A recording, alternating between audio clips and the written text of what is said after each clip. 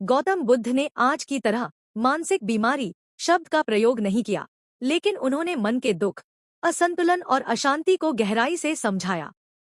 गौतम बुद्ध के अनुसार जब मन अस्थिर होता है, इच्छाओं और नकारात्मक भावनाओं से भर जाता है, तब व्यक्ति मानसिक रूप से पीड़ित हो जाता है।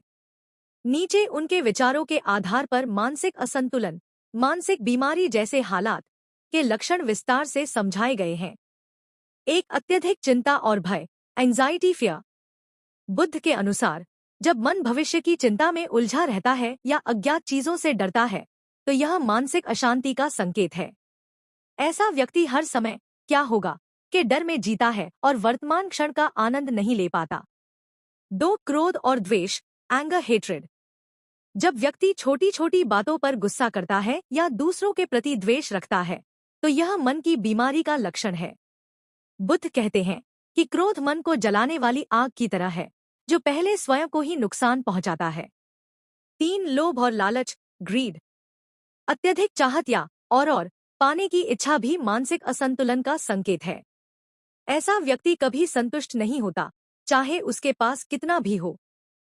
यह असंतोष मन को थका देता है। 4, मोह और आसक्ति, अटैचमेंट।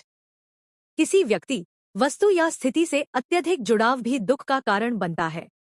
जब वह चीज छिन जाती है या बदल जाती है, तो व्यक्ति टूट जाता है। यही मानसिक पीड़ा है। 5, अज्ञान, इग्नोरेंस। बुद्ध ने अज्ञान को सभी दुखों की जड़ बताया। जब व्यक्ति सच्चाई को नहीं समझता और भ्रम में जीता है, तो उसका मन बार बार दुख और भ्रम में फंसता है। 6, ईर्ष्या और तुलना, जेलसी कंपैरिजन। दूसरों से तुलना करना और उनकी सफलता से जलना भी मानसिक अशांति का लक्षण है।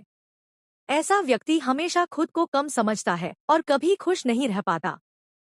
7, अकेलापन और अलगाव, लोनलीनेस।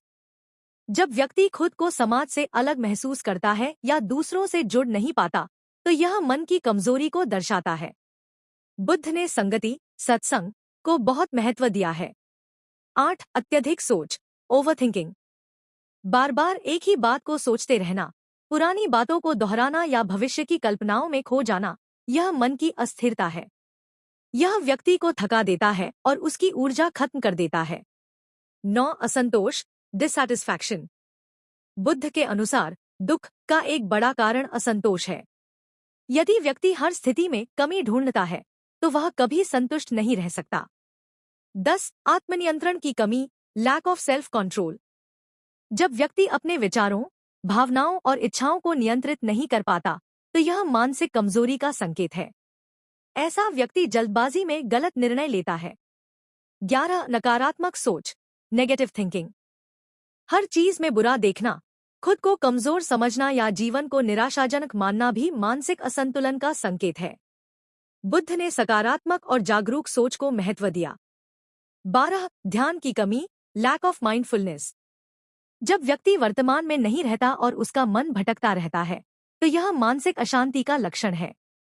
बुद्ध ने स्मृति, माइंडफुलनेस को मन को शांत करने का सबसे बड़ा उपाय बताया। बुद्ध के अनुसार कारण। बुद्ध ने इन सभी लक्षणों के पीछे 3 मुख्य कारण बताए, जिन्हें 3 विष कहा जाता है। लोभ, ग्रीड। द्वेष, हेट्रेड। अज्ञान, इग्नोरेंस। ये तीनों मिलकर मन को बीमार बनाते हैं और व्यक्ति को दुख के चक्र में डाल देते हैं। बुद्ध के अनुसार समाधान। हालांकि आपने लक्षण पूछे हैं, लेकिन समझ को पूरा करने के लिए समाधान जानना भी जरूरी है। 1, ध्यान, मेडिटेशन। ध्यान मन को शांत करता है और विचारों को नियंत्रित करने में मदद करता है। 2, सही समझ, राइट अंडरस्टैंडिंग। जीवन की सच्चाई को समझना कि सब कुछ बदलता रहता है, दुख को कम करता है। 3, अष्टांगिक मार्ग, 8 पाथ। बुद्ध ने सही जीवन जीने के लिए 8 मार्ग बताए, जैसे सही विचार, सही वाणी, सही कर्म, निष्कर्ष। गौतम बुद्ध के अनुसार मानसिक बीमारी केवल एक चिकित्सीय समस्या नहीं है, बल्कि मन के असंतुलन और नकारात्मक भावनाओं का परिणाम है। जब व्यक्ति लोभ, क्रोध, मोह और अज्ञान में फंस जाता है, तो उसका मन अशांत हो जाता है और वह दुख का अनुभव करता है। बुद्ध का संदेश यह है कि यदि हम अपने मन को समझ लें, उसे नियंत्रित करना सीख ले और जागरूकता, माइंडफुलनेस के साथ जीवन जिए, तो हम मानसिक पीड़ा से मुक्त हो सकते हैं। इसलिए मानसिक स्वास्थ्य का असली आधार है शांत, जागरूक और संतुलित मन।